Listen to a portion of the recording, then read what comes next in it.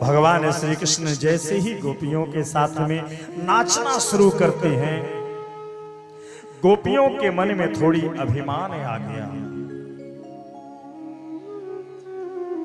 और ऐसा अभिमान आया, गोपियां सोचने लगी कि सारी त्रिलोकी में मुझसे श्रेष्ठ शायद कोई होगा।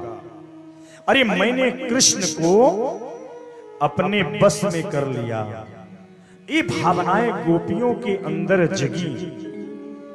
जब कोई भी भक्त अहंकार दिखाने लगता है, भगवान उसके जीवन से कुछ देर के लिए अनायास छिप जाते हैं।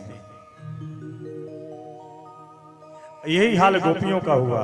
गोपियों के मन में जैसे ही ये भाव जगा कि हम तो कृष्ण को अपने बस में कर ली हैं, भगवान श्री कृष्ण गोपियों के देखते देखते अंतर्ध्यान हो जाते हैं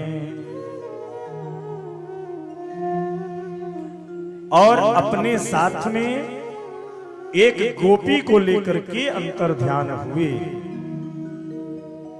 जिस गोपी को लेकर के भगवान अंतर्ध्यान होते हैं, उस गोपी का कोई नाम उल्लेख में नहीं आता है, लेकिन गर्ग संहिता में ये प्रमाण आता है कि श्री राधा जी के हाथ को पकड़ करके भगवान अंतर्ध्यान हुए थे। लोग कहते हैं कि भागवत में राधा जी का नाम नहीं है, लेकिन ये वही कहते हैं जिनमें कूट कूट के अज्ञान भरा होता है, जो कभी शास्त्रों का अध्ययन नहीं किए, केवल अहंकार रूपी अध्ययन जो किए हैं। जहां भागवत में आपने देखा है श्री शुकोवाच, श्री शौनकोवाच, श्री परीक्षितोवाच, श्री नारदोवाच, जो श्री शब्द लगा हुआ है जहां जहां वह राधा जी का ही स्वरूप है और बिना श्री के कृष्ण पूर्ण नहीं हो सकता है। इसलिए वह श्री शब्द ही राधा शब्द का सूचक है। तो गर्ग संहिता के अनुसार ये बात आती है कि भगवान श्री कृष्ण ने श्री जी का हाथ पकड़ करके और अंतर्ध्यान हो जाते हैं। सारी गोपियां व्याकुल हो गईं, अचेत हो जाती हैं, भगवान को खोजने लग जाती हैं, पर भगवान भी छिप गए हैं गोपियों के समस्त अहंकार को नष्ट करने के लिए।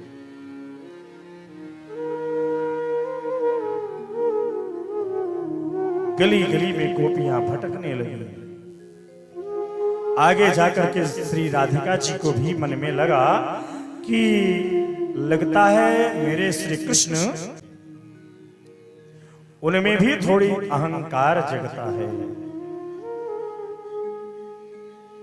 श्री जी ने कहा, अरे कृष्ण,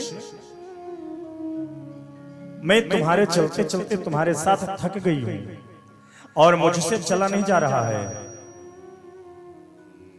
भगवान ने कहा तो क्या किया जाए? राधिका जी ने कहा, अब मैं नहीं जानती, मेरे से आगे नहीं चला जाएगा।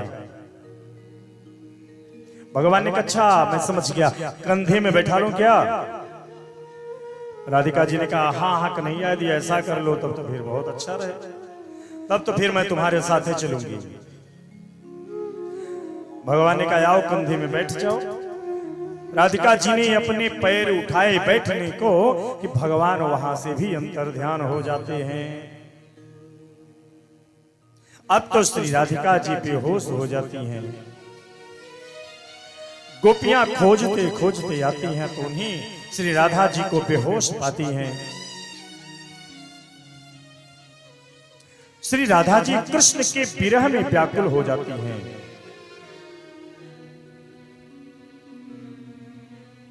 सारी गोपियां भगवान श्री कृष्ण को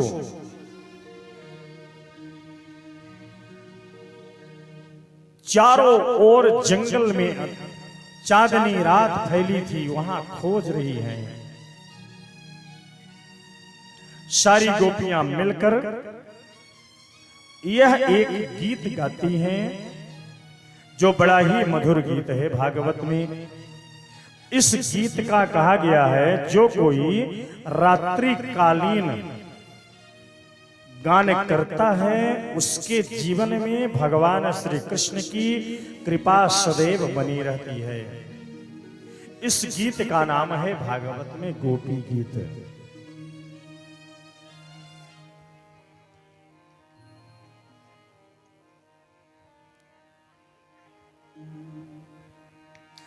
जयति तेधिकं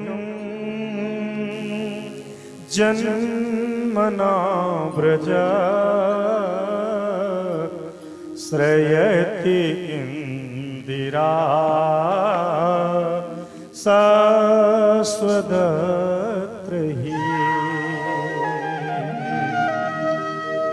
दयित दृश्यताम्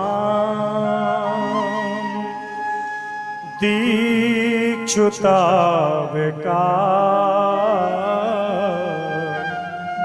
स्वयि धृता सव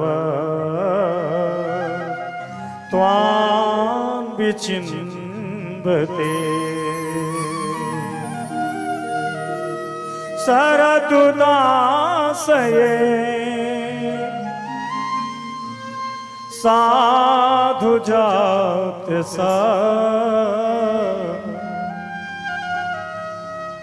सरसी जोदरा श्री मुसाद्रिसा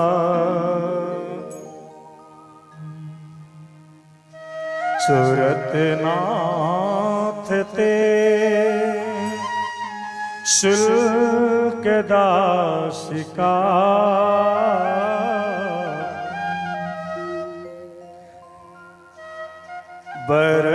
बरदनिघ्नतो नेह किं बधा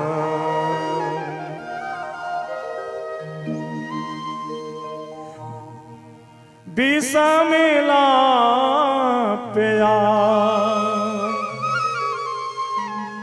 ब्याल राक्षसा बरस मारुता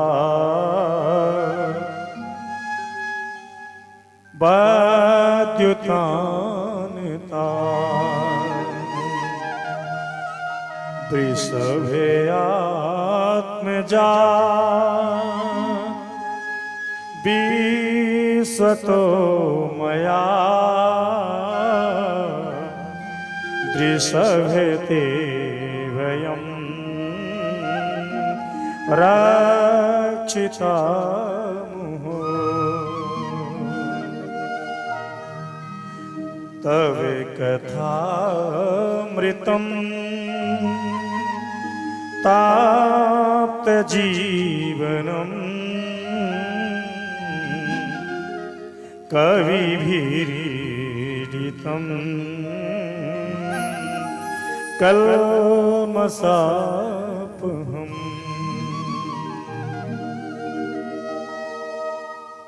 गोपियां भगवान से निवेदन करती हैं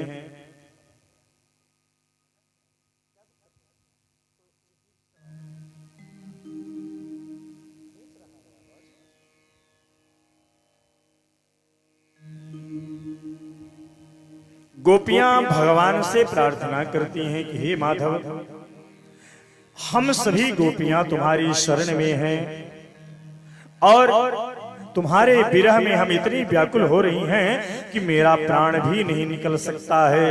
क्यों? क्योंकि तुम्हारी कथारूपी अमृत का जो मैं पान कर चुकी हूं। तव कथामृतम तात जीवनम कविभिरीडितम्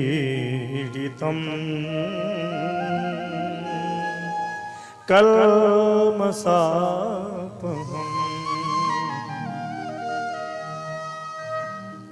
हम तुम्हारी कथा रूपी अमृत का पान कर चुकी हैं, इसलिए हम अपने प्राण भी त्यागना चाहें तो प्राण नहीं निकल रहा है। इसलिए हे माधव हम तुम्हारी शरण में हैं, हमारी रक्षा करो। बड़ा ही प्यारा गीत यह श्रीमद् भागवत में गोपियों ने गान किया। भगवान श्री कृष्ण गोपियों की करुण प्रार्थना को सुनकर गोपियों के बीच भगवान श्री कृष्ण प्रकट हो जाते हैं।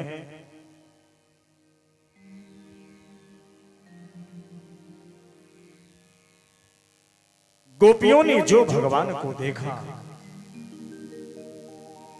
चारों ओर से घेर ली और अब कोई गोपी गाल फुला लेती है, कोई मुंह फेर लेती है। अभी तक तो गोपियां भगवान श्री कृष्ण को पाने के लिए व्याकुल हो रही थी, लालायित हो रही थी।